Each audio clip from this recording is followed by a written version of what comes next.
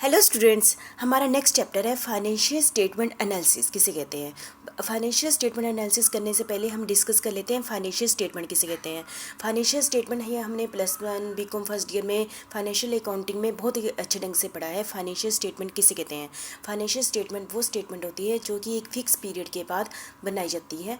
ठीक है, एक फिक्स पीरियड के लिए बनाई जाती है और ये कंपनी की फाइनेंशियल पोजीशन के बारे में बताता है। ठीक है, जिसके लिए हमने फाइनेंशियल अकाउंटिंग की थी, जिसमें हमारे मेन डॉक्यूमेंट क्या थे, balance sheet, profit and loss account, profit and loss appropriation account, ये थी ना, ये सारी क्या थी फाइनेंशियल स्टेटमेंट। ये हमें कंपनी की फाइनेंशियल पोजीशन के बारे में बताता है कि कंपनी में कितनी एसेट्स हैं और उसकी काफ़ी वैराइटीज़ के बारे में बताता है। लाइबिलिटी कौन कौन सी है कंपनी की, उसके बारे में बताता है। ये सारी बहुत ही ज़्यादा इन्फॉर्मेशन प्रोवाइड करती है फाइनेंशियल स्टेटमेंट, है ना। और हमारी प्रॉफिट एंड लॉस अकाउंट हमारी प्रॉफिट के नेट प्रॉफिट के बारे में बताता है और प्रॉफिट एंड लॉस अकाउंट किस बारे में बताता है कि जो प्रॉफिट है उसका कहाँ कहाँ यूटिलाइज किया गया, डिविडेंड देने में कितना किया गया, रिजर्व में कितना किया गया और नेक्स्ट ईयर के लिए कितना हमने कैरी फॉरवर्ड किया है। ठीक है, तो ये सारी फाइनेंशियल स्टेटमेंट है। हमने ये आप सभी आपको पता है कि फाइनेंशियल स्टेटमेंट की हर आइटम बहुत ही इंपॉर्टेंट है। ये बहुत सारे लोगों के लिए इंपॉर्टेंट है, बाहर वाले के लिए भी और अंदर जो भी एम्प्लॉई है या जो शेयर होल्डर है उनके लिए भी ये बहुत ही इंपॉर्टेंट है। लेकिन यदि हम नेक्स्ट हमारा मेन चैप्टर क्या है, एनालिसिस करना। यदि हम एनालिसिस करें तो और भी ज़्यादा बेनिफिट हो जाते हैं। पर इस वीडियो में मैं सिर्फ आपके साथ फाइनेंशियल स्टेटमेंट की एक रिवीजन ही करूँगी। ठीक है, क्या होती है, जैसे कि आप स्क्रीन पर देख रहे हैं, financial statement are an important source of information. Financial statement क्या है, एक इन्फॉर्मेशन है for evaluating the performance and prospects of a firm, जो कंपनी की इवेल्यूएशन को बताता है। ठीक है, वैल्यूएशन बताता है कि कंपनी की कितनी एसेट्स है, लाइबिलिटी है। इफ़ प्रॉपरली एनालाइज्ड एंड इंटरप्रिएटेड, और उसको प्रॉपरली एनालाइज भी करता है, उसको इंटरप्रिएट भी करता है। इंटरप्रिएट मतलब कि इसका मतलब क्या है, इसका मतलब क्या है।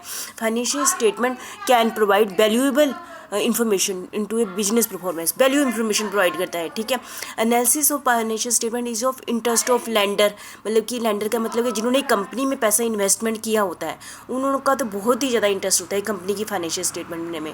जैसे कि शॉर्ट टर्म किसी ने इन्वेस्ट किया है या लॉन्ग टर्म किया है। शॉर्ट टर्म में हम मिल लेते हैं, जैसे क्रेडिटर हुए हैं, उन्होंने कंपनी में एक टाइप से उधार सामान दिया होता है ना, तो उनका भी कंपनी की फाइनेंशियल स्टेटमेंट में इंटरेस्ट होता है। लॉन्ग टर्म जिनसे हमने लोन लिया हुआ, एडवेंचर लिए है ना, तो उनका भी कंपनी में बहुत ही इंटरेस्ट होता है। ठीक है, इन्वेस्टर का जिन्होंने कंपनी में, जैसे शेयर होल्डर हो गया, सिक्योरिटी एनालिस्ट का, मैनेजर का एंड अदर्स का। Financial statement analysis may be done for a variety of purpose. Financial statement का जो बहुत ही पर्पस के लिए यूज़ किया जाता है। बीच में range from a simple analysis of the short term liquidity position of the firm, इससे कंपनी की शॉर्ट टर्म लिक्विडिटी का भी पता चलता है। लिक्विडिटी का मतलब क्या है, क्या कंपनी शॉर्ट टर्म में अपने लोन चुका सकती हैं टू ए कम। ठीक है, और ये कंपनी की स्ट्रेंथ और वीकनेस के बारे में बताता है। ठीक है, बेरीज एरिया के बारे में। कौन, फाइनेंशियल स्टेटमेंट। बैलेंस शीट देख लो, सब कुछ पता चल जाता है ना। It is helpful in assessing corporate excellent, judging, है ना, credit worthiness, forecasting, bond rating और इवेल्युएटिंग। ठीक है, ये सारे बहुत बहुत ज़्यादा इंपॉर्टेंट है कि कंपनी की कोई बैंकरप्सी तो नहीं होनी रही है, तो कंपनी में कोई रिस्क तो नहीं है। तो फाइनेंशियल स्टेटमेंट देखो, कहीं भी कंपनी की एनुअल जनरल मीटिंग में, हर साल होती है एनुअल जनरल मीटिंग, उसमें एनुअल रिपोर्ट पेश की जाती है। एनुअल रिपोर्ट में क्या होता है, फाइनेंशियल स्टेटमेंट होती है जो कंपनी की, इसलिए बहुत ही इंपॉर्टेंट डॉक्यूमेंट है और ये हर कंपनी के लिए कंपल्शन होता है कि फाइनेंशियल स्टेटमेंट बनाए। ठीक है, तो financial statement are written record. ये क्या होता है, रिटन रिकॉर्ड होता है दैट कन्वे बिजनेस एक्टिविटी, ये बिजनेस की एक्टिविटी के बारे में बताता है, and financial performance of a company, और कंपनी की फाइनेंशियल परफॉर्मेंस के बारे में बताता है। Financial statement are often audited by government agency.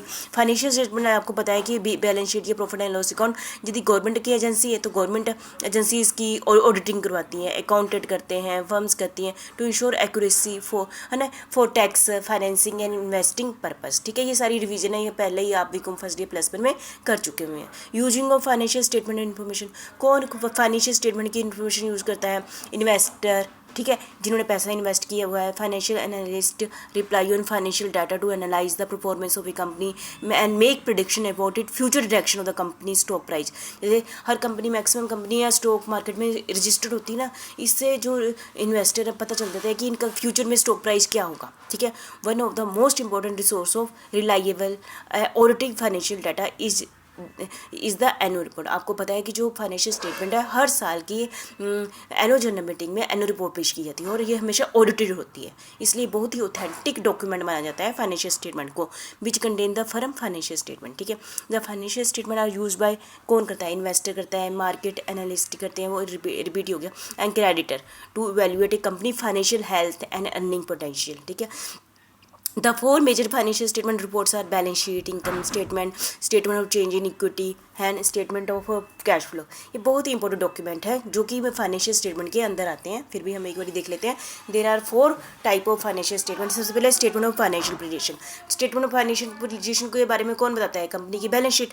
Statement financial also known as balance sheet present the financial position of a, है ना, एक fix at a given date, जैसे एक साल की ना। इट इज़ इसके अंदर 3 एलिमेंट होते हैं असेट्स, जैसे असेट्स होती है, पहले ऊपर फिक्स असेट्स होती है, फिर नीचे करंट असेट्स होती है, कैश, इन्वेंट्री, प्लांट, मशीन, सब इसके बारे में बताते हैं। लाइबिलिटी साइड क्या बताती है, कंपनी ने कितनी लाइबिलिटी है, जैसे क्रेडिटर कितने हैं, बैंक लोन कितने हैं, लाइबिलिटी साइड है। लाइबिलिटी के ऊपर कौन सा होता है, शेयर कैपिटल होती है ना, equity, but is the company के ओनर की शेयर कैपिटल कितनी है, इससे कंपनी की स्ट्रेंथ होती है ये, है ना।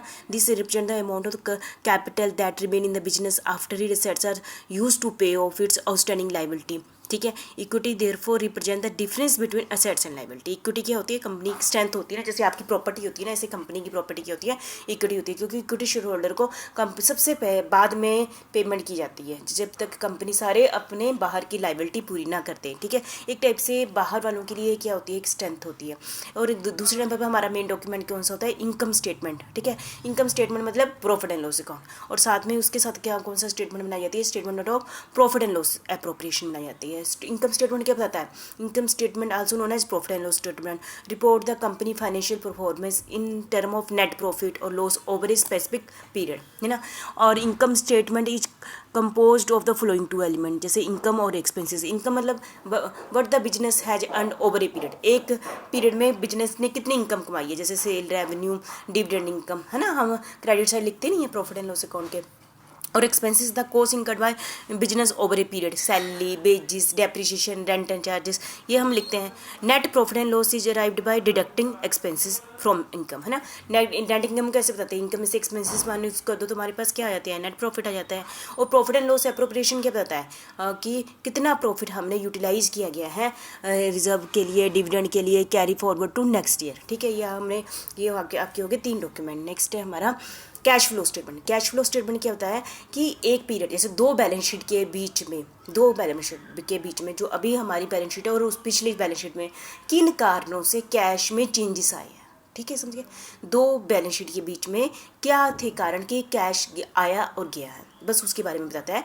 Cash flow statement present the movement of the cash and bank balance over a period. Over a period मतलब जैसे अब की बैलेंस शीट और पिछली बैलेंस शीट के बीच में कि किन कारणों से कैश में चेंजेस आए हैं। The movement of cash flow is classified in flowing, ये 3 रीजन के कारण, 3 एक्टिविटी के कारण कैश में क्या होते हैं, चेंजेस आते हैं। सबसे पहले ऑपरेटिंग एक्टिविटी, जैसे कि represent the cash flow from primary activity of the business. Primary मतलब ऑपरेटिंग एक्टिविटी कौन सी होती है, जिसमें बिजनेस करती है, जैसे सामान खरीदना, बेचना, ये सारी एक्टिविटी क्या है, ऑपरेटिंग एक्टिविटी। ठीक है, और इन्वेस्टिंग एक्टिविटी मतलब जैसे हमने कहीं पर कंपनी ने अपने पैसा कहीं इन्वेस्ट कर दिया, शेयर खरीद लिए या कोई प्रॉपर्टी खरीद ली, वहाँ से, है ना। ये जैसे represent cash flow from purchase and sale of assets other than inventories, है ना।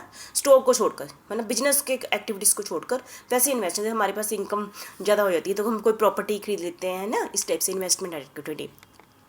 और फाइनेंशियल एक्टिविटी में क्या आता है, रिप्रेजेंट कैश फ्लो जनरेटेड और spent on raising and repaying share capital. ठीक है, हम जैसे शेयर कैपिटल फाइनेंशियल एक्टिविटी में होते हैं ना, जैसे कंपनी ने बस शेयर कंपनी की प्रेफरेंस शेयर है, उनको पेमेंट की, तब कंपनी के हाथों से क्या चला जाएगा, कंपनी ने लोन लिया या लोन दिया, ये सारी फाइनेंशियल एक्टिविटी में आ जाती है। ठीक है, ये कैश फ्लो स्टेटमेंट हमने, ये पूरा हमारा एक चैप्टर है, ये बहुत ही डिटेल में हम करेंगे। अभी आपको पता चल गया, इसके अंदर 3 एक्टिविटी हम डिस्कस करेंगे, operating activity, investing activities and financial activities. आपने +1 में बहुत ही अच्छे ढंग से ये सब कुछ किया हुआ है, बस एक टाइप से रिवीजन ही होगी आपकी।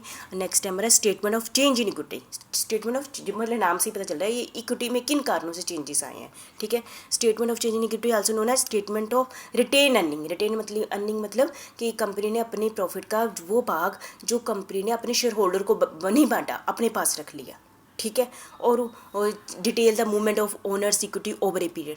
The movement of owner equity is derived from the flowing component net profit and loss during the period as reported in the income statement. Net profit ये जैसे net profit during the period reported in income statement. Share capital issued or repaid during the period, dividend payment, gain and loss recognized directly in equity, ठीक है। Effect of change in accounting policy, correction of accounting error, ठीक है। ये थे हमारे पास 4 statement. ऐसे मैंने revision कर दी। वैसे हमारा मेन चैप्टर क्या है, एनालिसिस करना। ये थी हमारी इस फाइनेंशियल स्टेटमेंट को एनालिसिस करना। हमने इस वीडियो में बस यही किया, फाइनेंशियल स्टेटमेंट होती क्या है, ठीक है। एक टाइप से रिवीजन कर दिया आपके।